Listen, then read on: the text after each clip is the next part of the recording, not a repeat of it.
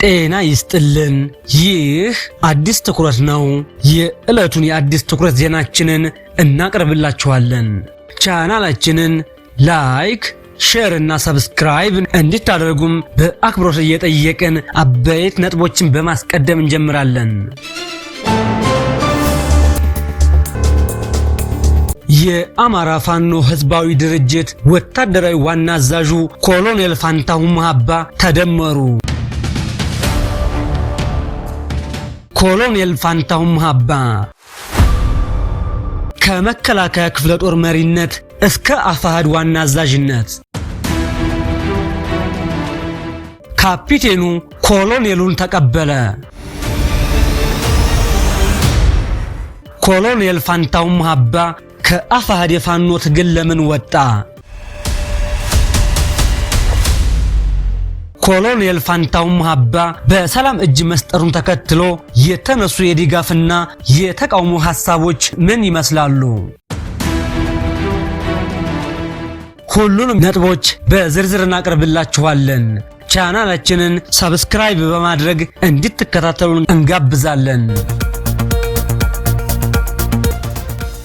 ኮሎኔል ፋንታሁን ሙሀባ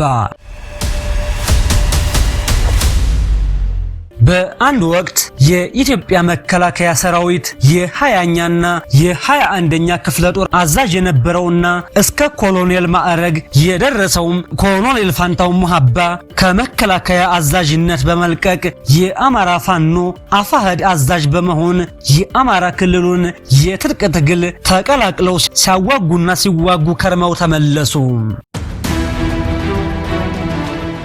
የትግራይ ክልሉ ህወሓት በቀሰቀሰው የሰሜኑ ጦርነት ምክንያት ከመንግስት ጎን ተሰልፈው የህወሓቱን ቲዲኤፍ በጋራ የተዋጉት የፋኖ ኃይሎች ከፕሪቶሪያው ስምምነት በኋላ አሰላለፋቸውን ቀየሩ።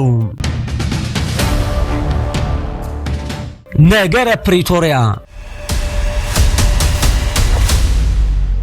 በአሜሪካና በምዕራባውያን አስገዳጅነትና በህወሓት ከሞት ተራፊነት በደቡብ አፍሪካዋ ፕሪቶሪያ የሰላም ስምምነት ሲፈጸም የፋኖ ኃይሎች እነ ኮሎኔል ፋንታሁን ሙሀባና ጓዶቻቸው ነገሩ አላማራቸውም። የህወሓት መትረፍ ለአማራ ክልልና ህዝብ ችግር ነው አሉ። ህወሓት ካልጠፋ አሁንም ቢሆን ወልቃይትና ራያን አሻግሮ ይመለከታል። ከዚያም በኋላ ቀን ጠብቆ ይተኩሳል አሉ። በመሆኑም ከህወሓት ጋር የፕሪቶሪያውን የሰላም ስምምነት በፈረመው መንግስት ላይ አፈሙዛቸውን አዞሩ። መንግስት ፋኖን ትጥቅ ፍታ ሲል ህወሓት እያለ አይደረግም አሉ። ይህ የፕሪቶሪያው የሰላም ስምምነት መፈረም ከሌሎች ተጨማሪ ጉዳዮች ጋር ተደምሮ የፋኖና የመንግስት ግጭት መነሻ ተደርጎ ተወስዷል።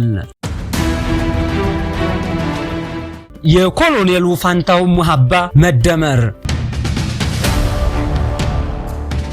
የኢትዮጵያው የብልጽግና መንግስት ነፍጥ አንስተው ጫካ የገቡ ኃይሎችን በሰላም እጅ ስጡ እንዲሁም የእንደራደር ጥሪ ሲያደርግና ሲያስደርግ ከርሞ በትጥቅ ትግሉ አካሄድ ላይ ጥያቄ ያላቸውም በሰላም ትጥቃቸውን ይዘው እየገቡ ነው።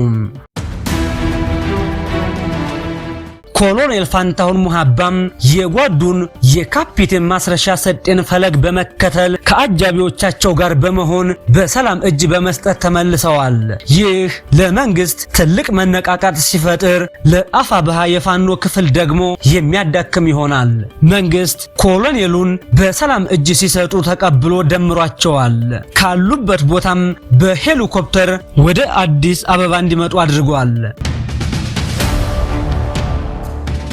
ኮሎኔል ፋንታሁን ሙሀባ ከአፋሕድ የፋኖ ትግል ለምን ወጣ? ኮሎኔል ፋንታሁን ሙሀባና ካፒቴን ማስረሻ ሰጤ የአፋብኃ የፋኖ ክፍል አዛዥና መሪዎች ሲሆኑ ህወሓት እና ሻዕቢያ በፋኖ ትግል ውስጥ እጃቸውን ማስገባታቸውን ተቃወሙ። ህወሓትና ሻዕቢያ ትንሽ ገንዘብና መሳሪያ በማቅረብ የእነሱ አጀንዳ አስፈጻሚ ሊያደርጉን አይገባም አሉ።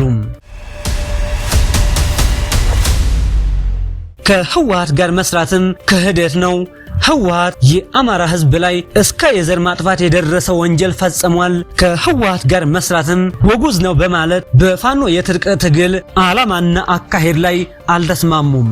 በመሆኑም ባለፈው ታህሳስ 2018 ላይ ካፒቴን ማስረሻ ሰጤ አፋሃድን በመወከል በአፍሪካ ህብረትና ኢጋድ አደራዳሪነት ከስምምነት በመድረሳቸው ኮሎኔሉም ይህንኑ ፈለግ በመከተል የተወሰነ ኃይል በመያዝ በሰላም እጃቸውን ለመንግስት ሰጥተዋል። ካፒቴኑ ኮሎኔሉን ተቀበለ። ከአንድ ወር በፊት በታህሳስ 2018 ከመንግስት ጋር የሰላም ስምምነት የተፈራረመው ካፒቴን ማስረሻ ሰጤ ኮሎኔሉ በሰላም ወደ መንግስት መግባታቸውን ተከትሎ ከሄሊኮፕተር ሲወርዱ ተቀብሏቸዋል። ኮሎኔል ፋንታሁን ሙሃባ ከእነ ወታደራዊ ሬንጀር ልብሳቸው ከሄሊኮፕተር ሲወርዱ፣ ካፒቴኑ በበኩላቸው ሙሉ ክትሱፋቸውን ለብሰው ሲቀበሉም ታይተዋል። በኮሎኔሉ ላይ የተሰማው ድጋፍና ተቃውሞ